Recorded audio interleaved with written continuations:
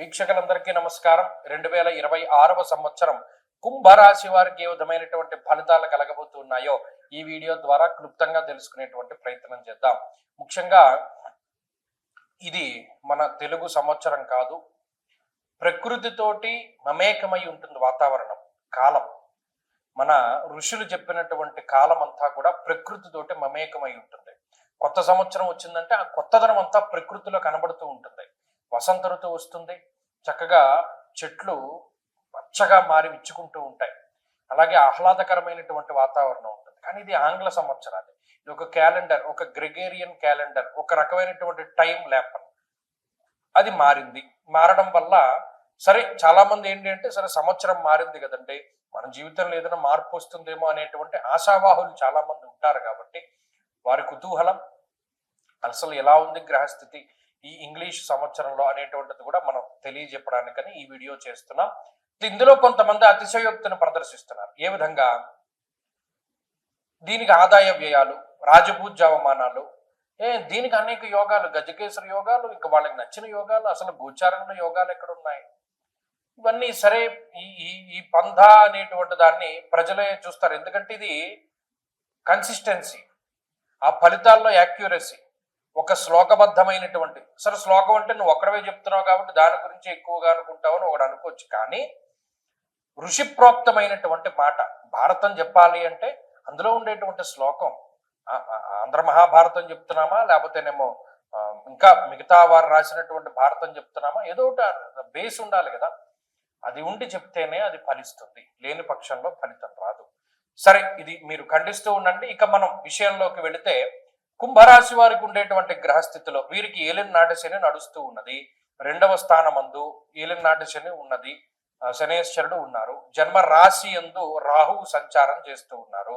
అలాగే ఈ సంవత్సరంలో జూన్ నెల 6వ తారీఖు వరకు పంచమంలో గురుబలం ఉంటుంది. ఆ తదుపరి అక్టోబర్ 31 వరకు గురుబలం ఉండదు. ఆ తర్వాత అక్టోబర్ 31 నుండి సంవత్సరాంతం వరకు గురుబలం కంటిన్యూస్ గా ఉంటుంది.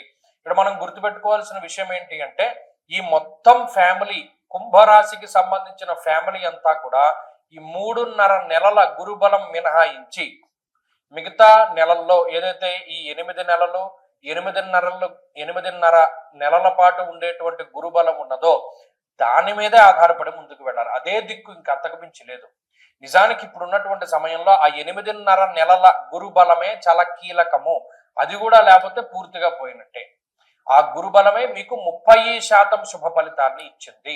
30% బలాన్ని పొంది ఉన్నటువంటి రాశి కుంభం ఆ గురుబలం వల్ల.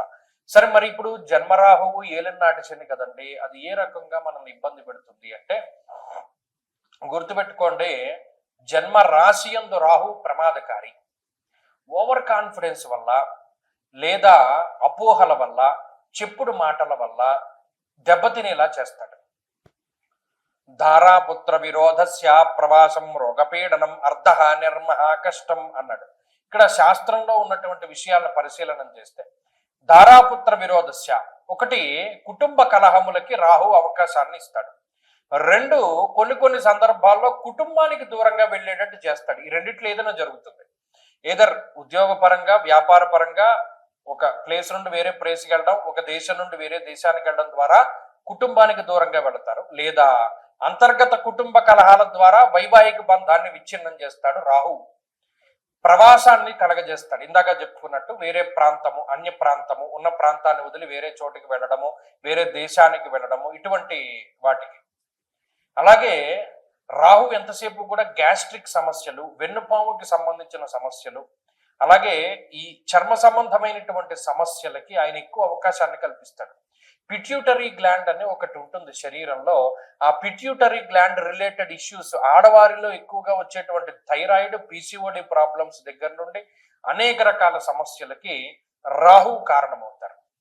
అది కుంభరాశి వారు కొంత జాగ్రత్తలు తీసుకోవాలి. తదుపరి శనేశ్వరుని యొక్క స్థితిగతులు రాహు యొక్క ఫలితం వలనే అతి ఖర్చు అనేటువంటిది చెప్పబడినది. ఎంత ఖర్చు పెడతారంటే, అవసరం ఉన్నా లేకపోయినా లగ్జరీ కోసము, లేదా పక్కవాడి యొక్క మెప్పు పొందడం కోసం, అమ్మో వాడు నన్ను గొప్పవాడు అనుకోవాలి అని మీరు ఖర్చు పెడుతూ ఉంటారు. ఇది చాలా సిల్లీగా అనిపించవచ్చు, కానీ ఒకానొక టైంలో ప్రెస్టేజ్ కొద్దీ డబ్బు ఖర్చు పెట్టిన కుంభరాశి వాళ్ళు చాలా మంది ఉన్నారు. మీరు గమనించండి. గత సంవత్సరం జూన్ తర్వాత నుండి ఈ ప్రెస్టేజ్ కొద్దీ డబ్బు ఖర్చు పెట్టడం, వాడు మనల్ని గొప్పవాడు అనుకోవాలి అని చెప్పి మనం పలానా డబ్బు ఖర్చు పెట్టడం అనేటువంటి పరిస్థితి రాహువే ఇస్తాడు. అది కూడా చాలా మందిలో ఉంటుంది. అలాగే మోసపోవడం, బెట్టింగ్, స్పెక్యులేషన్, జూదము, మరే ఇతరత్ర వాటిల్లో ఈజీగా డబ్బు సంపాదించాలి అనేటువంటి వాటి కోసమని డబ్బు ఖర్చు పెట్టి ఆ ధనాన్ని పూర్తిగా కోల్పోయేటువంటి పరిస్థితులకు కూడా రాహువు కారణమవుతారు.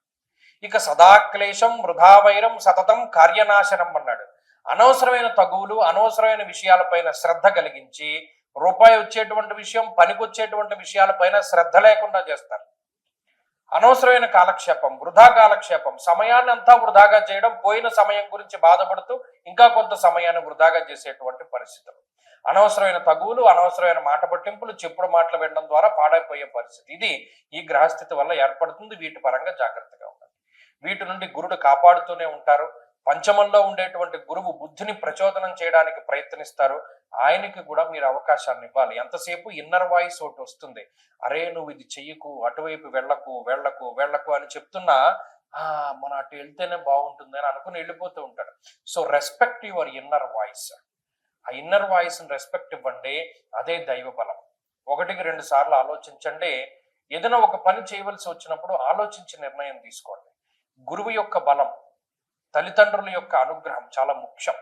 కాబట్టి ఈ బలాన్ని పెంపొందించుకోవడానికి కుంభరాశి వారు ఏం చేయాలండి అంటే, ప్రత్యేకించి కుంభరాశి వారు శని త్రయోదశి పర్వదినాలు, ఎప్పుడైనా శనివారం త్రయోదశి వచ్చినప్పుడు చక్కగా అభిషేకాదులు జరిపించుకుంటూ ఉండడం, ఇంకా శక్తి ఉంది శనేశ్వరుడికి జపము, దానము, హోమము ఇటువంటివి చేసుకుంటూ ఉండడం, తిలదానం అది ఇస్తూ ఉండడం, అలాగే కాలభైరవ అష్టకం, అలాగే కాలభైరవ అష్టములు వస్తూ ఉంటాయి. కృష్ణపక్షంలో వచ్చే అష్టమి తిథి కాలభైరవ అష్టమి, ఆ రోజున చక్కగా కాలభైరవ స్వామి ఆరాధన చేసుకుంటూ ఉండడం ఇత్యాదులు చేయడం.